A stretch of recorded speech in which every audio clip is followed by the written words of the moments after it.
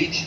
Now we'll move on to our next speaker. And to introduce our next speaker this morning, I'd like to call on WSI's Managing Director, Miss Jill Ang.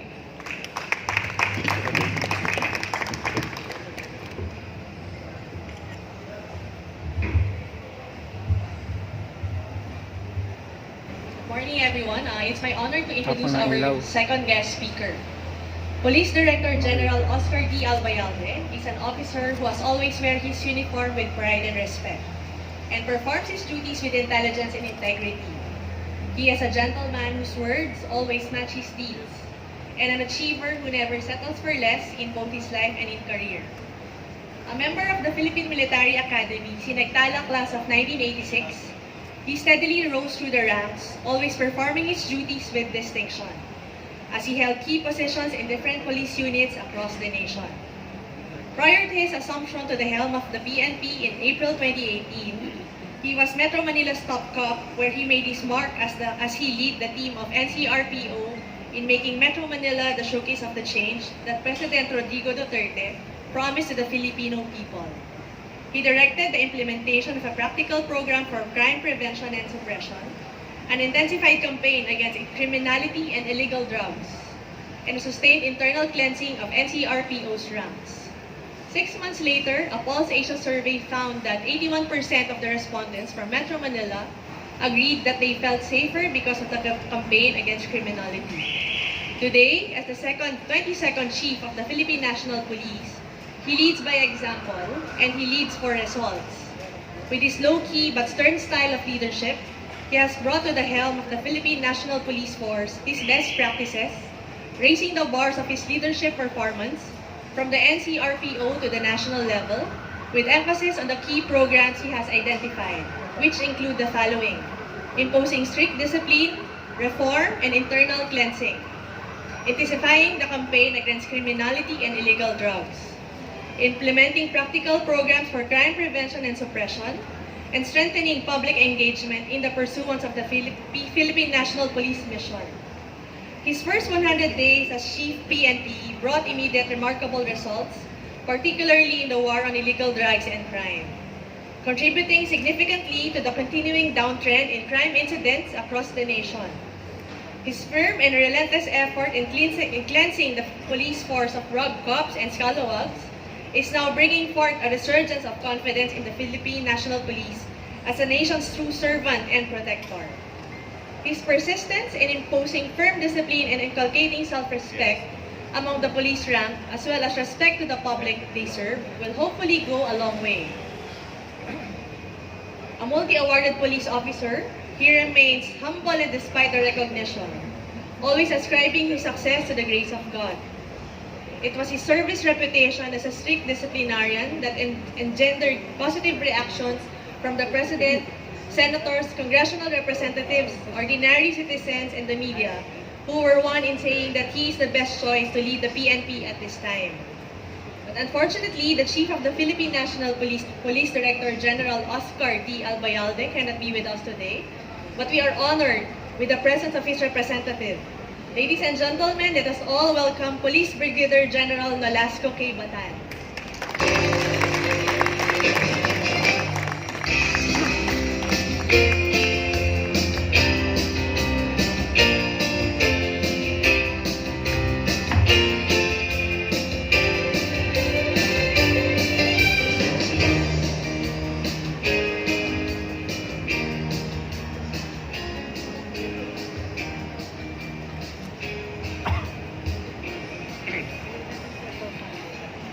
Before reading the message of our Chief of the Philippine National Police, Police General Oscar David Albayalde, let me first greet our dignitaries na katabi ko kanina.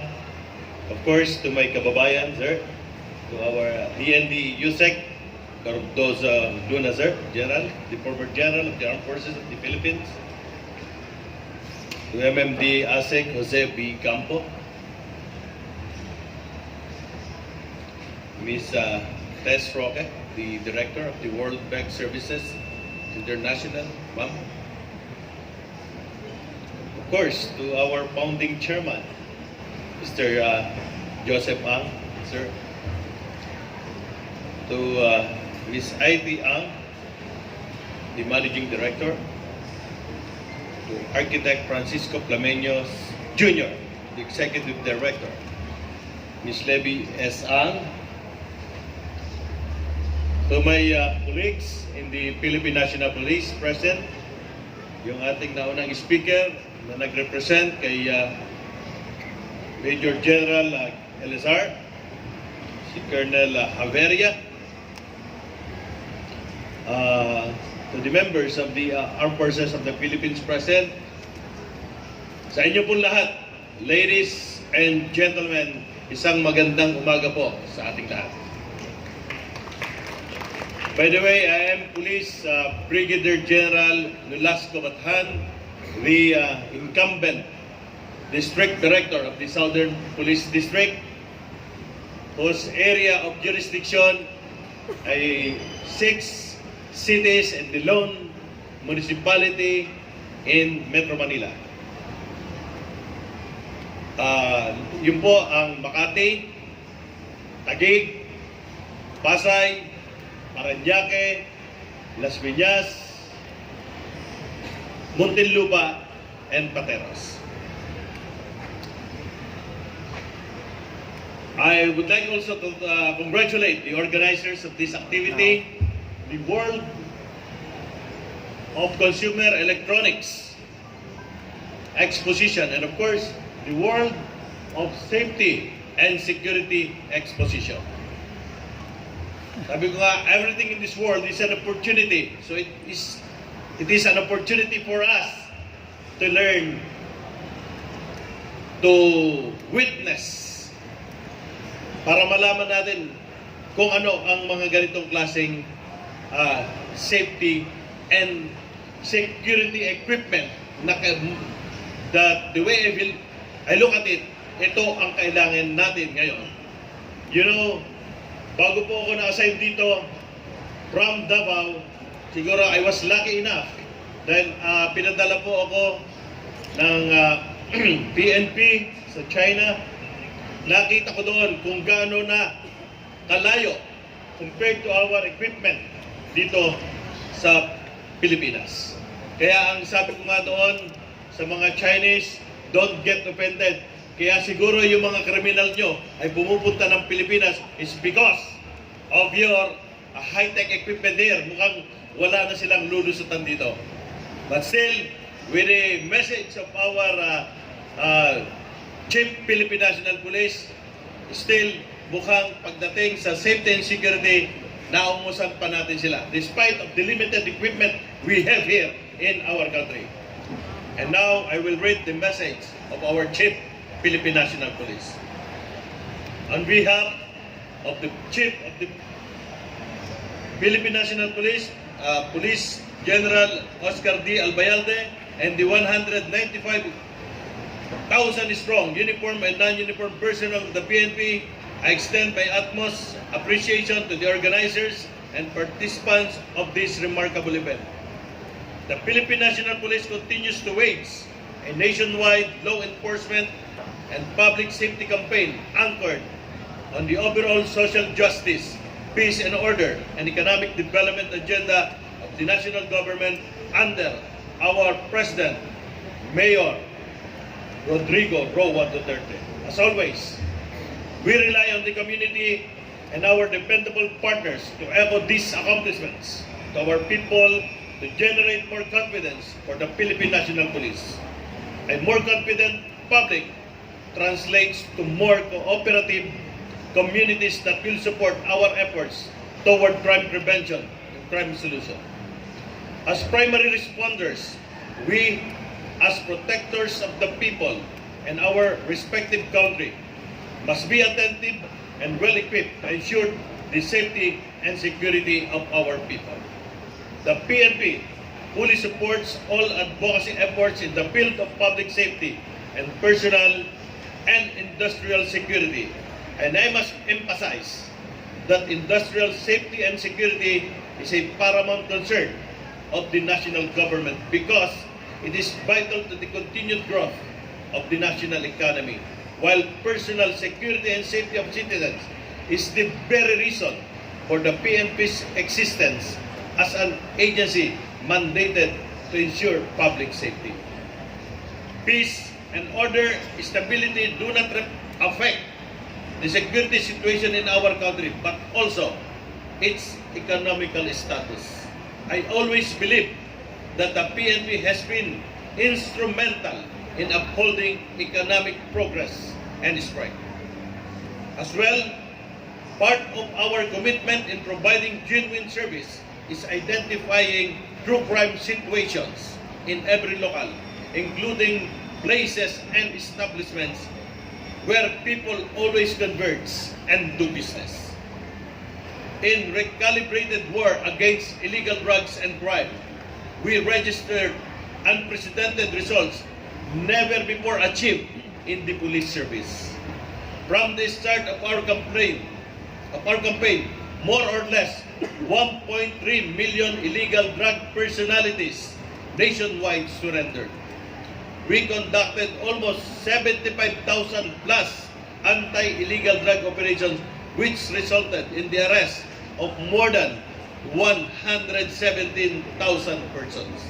Our crusade against criminality, drugs, and corruption will lead us to sustain an atmosphere of industrial peace conducive for economic growth. Last month, a survey ranks the Philippines as the 24th best place to live and work, following the US ranked as 23rd and ahead of China ranked as 26. So despite of their high-tech equipment, mas nauna pa po tayo. This only shows that continuing peace and order campaign of the government significantly contributed in creating a secure environment where our fellow men and even foreign tourists feel safe to work, live, and do business in our country.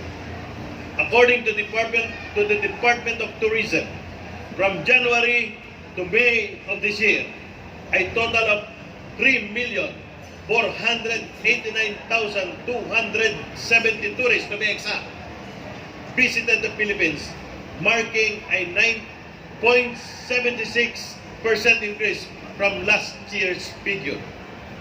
Also consistently, for the third consecutive year since 2017, there is popular public acknowledgement of the national crusade against illegal drugs. The result of the second quarter SWS survey shows 82% of Filipinos expressing satisfaction in the national campaign against illegal drugs is a valid recognition of the efforts of the government to stamp out this social problem.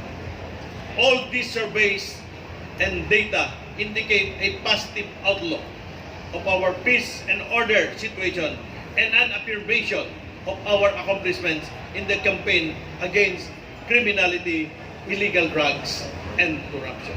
Our desire to improve the current peace and order situation is in part founded on the critical public perception factor as a gauge to measure public outlook on peace and security concerns. Lastly, I am very grateful for the support that we are getting from the different sectors. We cannot thank you enough, but we can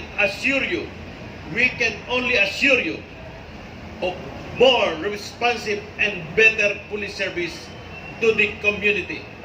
Again, thank you for your active engagement with the PNP by carrying out our anti-criminality plans and programs on your projects that will help increase the capability of our organization. Good day to everyone and good morning again.